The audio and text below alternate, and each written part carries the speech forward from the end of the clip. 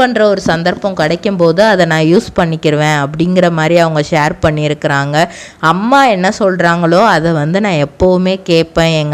நான் போட்டிருக்க அந்த செயின் வந்து எங்கள் அப்பா எனக்கு போட்டு விட்ட செயின், அது என்னோடய லக்கி செயின் தான் நான் சொல்லணும். எனக்கு எல்லாமே அந்த இதில் எனக்கு எல்லாமே பாசிட்டிவாக தான் நடந்திருக்கு. என்னோடய ஃபேமிலி என்னைய பாசிட்டிவாக தான் லீட் பண்ணுறாங்க. யார் என்ன சொன்னாலும் அதை பற்றி எனக்கு கவலை கிடையாது.